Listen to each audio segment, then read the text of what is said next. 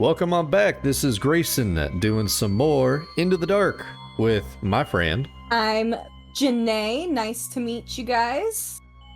We're going to be going through the sequel, I think it is, to Undertale called Deltarune. Jenai, did you want to share a little bit about Chapter 1 and then also what we've gotten up to so far? Certainly. So, Chapter 1, we start as our player character, Chris. Who is enjoying their time at home and at school with our favorite monster characters from Undertale, except things are a little twisted now. The monsters seemingly have won the war instead of the humans, and nobody remembers who you are, but you do. So we have Susie here, who started off in Chapter 1 as our bully.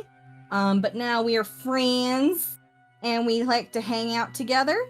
And Chapter 2 has us starting in getting all of these objects from the closet, bringing them to a darkened town, and bringing them back to life. Populating the town, and now we're back here in the real world, starting our school projects. But something's awry in the library. Excuse me, man. Library. Exactly. I was just going to say it's called a Library here. Yeah. So that's the game that we're going to be playing. I think if you want to play more of it, by all means, you can definitely get into it. It looks pretty interesting. I've seen Undertale itself. And then to know that there is a sequel, it's interesting. I definitely wouldn't mind checking it out on my own for sure to kind of like see what all happens. But we are going to be chatting about Carmilla. Carmilla is one of the characters that is in the D&D podcast, D&Dark, that we're all part of. I'm playing Jack Griffin, the rogue thief of the party, and Jenai, who are you playing? I am playing Carmilla Millarca Karnstein, a vampire spawn and blood hunter. All right. So, while we play this, we're just going to be finding out how Jenai kind of like came up with the ideas behind Carmilla's decisions and also character development.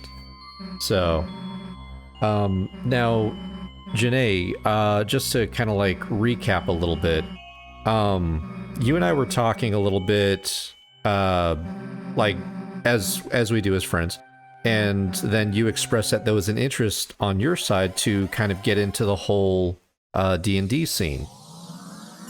And yeah. I think you had mentioned that you had played D&D before, so wanted to just do a quick question, like, what's your past experiences with D&D? So, funnily enough, I usually play a rogue, just because I love working with the weapons base, and also you can be a little shit, which I definitely appreciate, and Grayson, I'm sure you're discovering as well. Oh, yeah. So, the character that I'm playing, Jack, is basically the straight man of the group, and he's meant to be focused on the mission. So everybody else will definitely be making plenty of jokes and having tons of fun. Not to say that I'm not, but I know my character is more focused on the task at hand. So, but yeah, it's definitely interesting, very fun to play. I kind of fell into it almost by accident just by listening to a bunch of different audio dramas. Now, when you were going through the roster and you chose Carmilla's character, what was it that kind of like made you think to yourself that you were going to be going with this character versus any of the other characters that we kind of have? Sorry, my favorite character just came on screen. This is a great question because this character really inspired me. Oh, this is the character that inspired your Carmilla? Is her. Oh my god. This is how I imagine Carmilla was back in the day. So this is like a fucking magic trick right here. Yeah, that was amazing. Okay. Perfectly timed. Absolutely scripted. So Carmilla popped out to me because one, I just taken that drink. Queen. Of course. Love her. Yeah, I love vampires. I love vampire lore, and Carmilla is actually a novel, a gothic novella by Irish author Sheridan Le Fanu, and predates Bram Stoker's Dracula by 26 years. Oh wow. And the story is narrated by a young woman preyed upon by a female vampire, Carmilla, later revealed to be Mircalla, Countess Karnstein. And Carmilla is an anagram of Mircalla, which is great that we're playing this because Undertale and Deltarune are anagrams of each other. Oh, okay. So yeah, see how I tied that in? Yeah, very clever. And the great thing about Carmilla is that she is actually lesbian representation. Yay! And deals with let's see. The It complications. acknowledges homosexuality as like being an antagonistic trait. Yeah. Which is, not necessarily great, but it's late 1800s. Only gay men are allowed to be. I was gonna say, like, Carmilla's kind of taking on all the complications that would be of that era. That is, oh, I'm lesbian, and of course, like, everyone, of course, sees, like, oh, first off, you're a vampire, and now they're just kind of like, oh, bad, bad, bad. So, I almost feel bad for Carmilla just because, like, she's got to deal with it, like, on all fronts. Right, like she's undead, she's a lesbian, she's got, she has no friends. I mean, I really can relate, So, but as per the character, when you were kind of like, because I think you were just saying right now that you took a lot of inspiration from this character that we have on screen right now. Yes. So, where is it that you kind of see Carmilla going in the future as per this character? Like, currently, as I understand it, this is how Carmilla was. And then, where does she go? Like, how does she become the character that you want her to be? Oh, sorry, Susie's having a fit. I have no time for such frivolities and would kick your ass.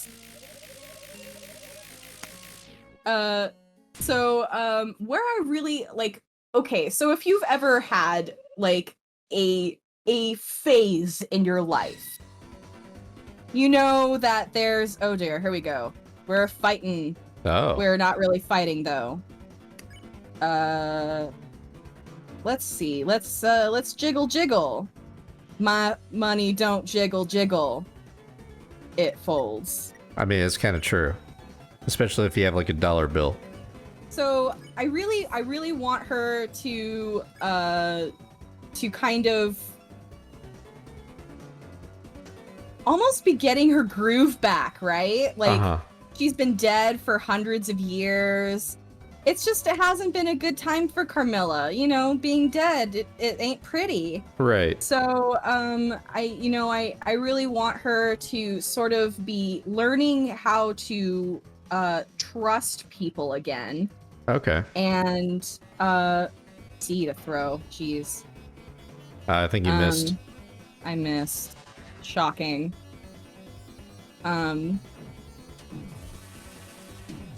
Jeebus! Oh my god, I'm not gonna be able to do this at the same time. I know, that's always the joys of having these conversations while you're playing video games.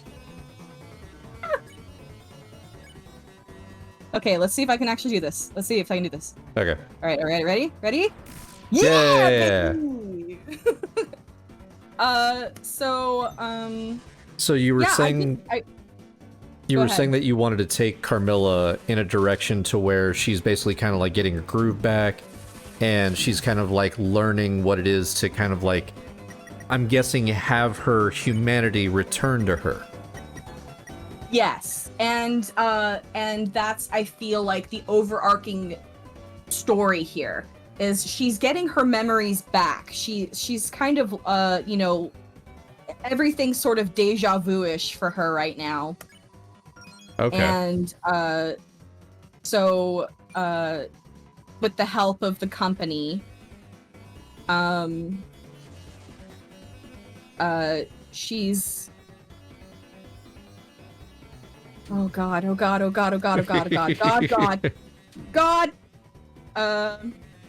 don't think that guy can help you, or that being can help you right now. Let's see. Jiggle. Defend. So while we're kind of in the story itself, I feel like everyone in the group has almost a decision that they've already made, that it seems like everyone really likes our very own Larry Talbot. Yes. Larry is such a sweetie pie, and I feel like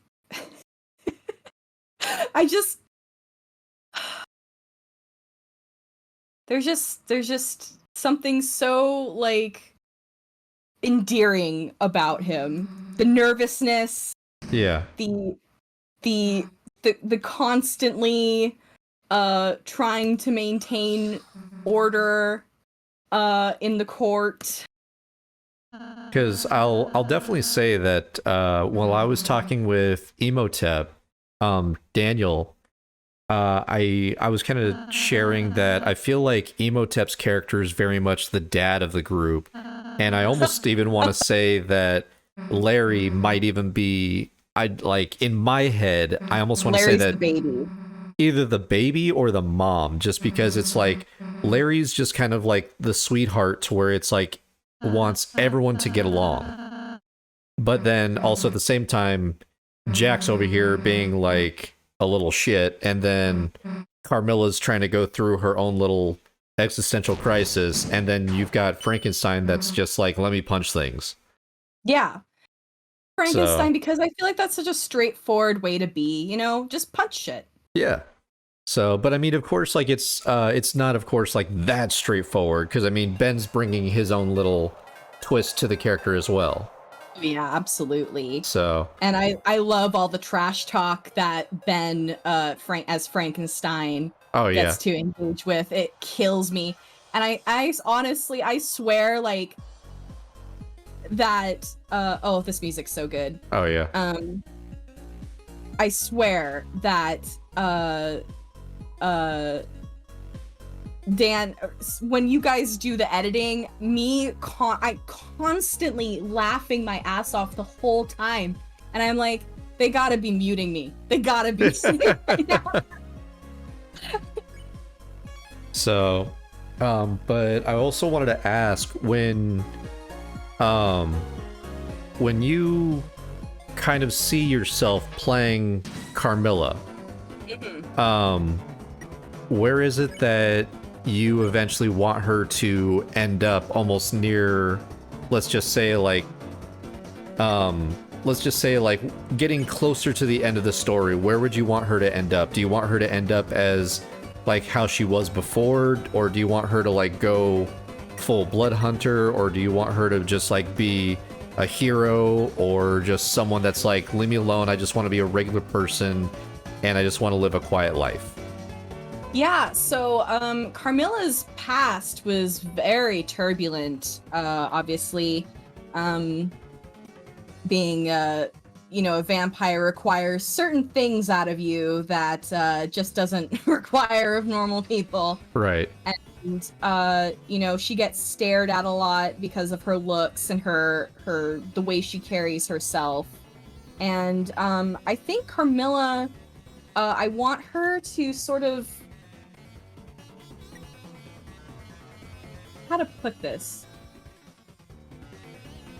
I want her to rediscover her power in a positive way. Okay. And sort of try and undo the harm that she's caused. In some ways. Okay. So it's almost same like time, though, there's going to be a lot of mayhem in between of her learning what exactly that means to her. right. So it sounds like your dream scenario is very much kind of like a redemption arc. For sure. And I think that there's a great opportunity to kind of see her humanity as it is. Oh, I totally missed that. Darn. In many ways she's gotten a second chance. Right. Or actually a third chance, because like becoming a vampire, I think, is a second chance. Yeah.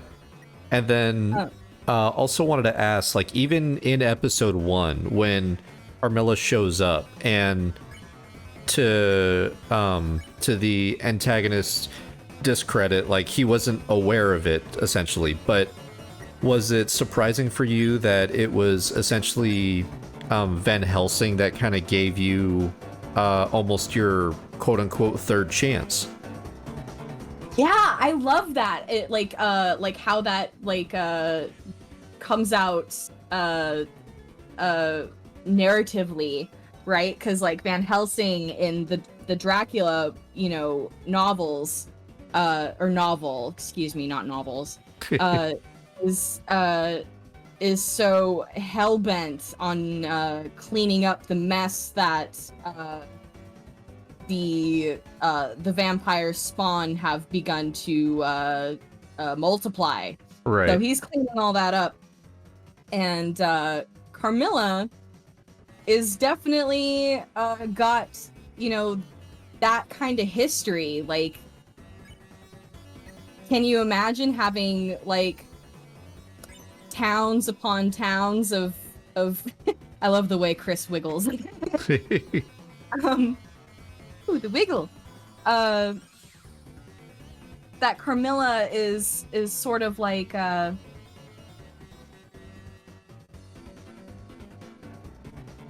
he has the opportunity to do more harm, but Right. she also has the opportunity to do something actually good with her life.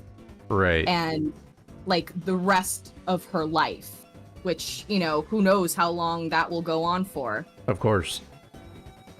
Depending on, whether or not she decides to keep her up, drinking blood, and if she's turning people and all that. I kind of want to discuss with Dan, actually, to see if there's a certain amount of blood that if it gets taken from a character, they will be turned into a vampire as well. Oh, okay. I think that's kind of a fun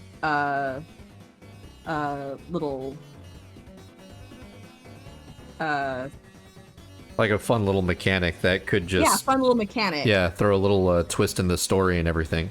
Right. So in episode 1, I almost forgot to ask, when Carmilla shows up, what was the mindset that you kind of had for Carmilla, like when she finds like all the cultists around her, when we have our main antagonist kind of like asking like, what's this? You're not supposed to be here. It's supposed to be something else. Like, it's a spawn. Like, what was the main mindset that Carmilla was kind of going through? So, Carmilla, I don't know if you've ever woken up after being unconscious for a while, but you don't know where you are, who you are, what you are. Or, alternatively, a really good nap. You ever wake up from a nap and been like, who the hell am I? Yeah. I figure it was kind of something like that, where Carmilla is sort of having an existential crisis in some respects. And she's she's learning how to be a being again. Okay. And part of that, I feel, is having a sense of humor, which is one of the best ways, I feel, to show your, your link to humanity. Right. So, but I think that's pretty much going to do it for this episode. The game that we've been playing in the background has been Deltarune, the sequel to Undertale. And I think also done by the same Toby Fox, I believe it was. So, yes, I messed that up. Uh-oh. But I think we're going to go ahead and get on out of here. I have been Grayson with... I've been Jenai. And you can find more of Carmilla Karnstein on the podcast that we're all doing together, D&Dark. By all means, do check it out. Leave us a comment, leave us a like, whatever it is that you feel comfortable with. And of course, if you've been enjoying yourselves, by all means, leave the like, comment, subscribe button. Always fun to chat with other people and find out like where it is that they were as per the character.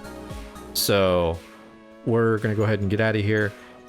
Hopefully you've been enjoying yourselves, and of course at the end of everything that we've been doing here, I want you to of course remember to take care of yourselves and take care of each other.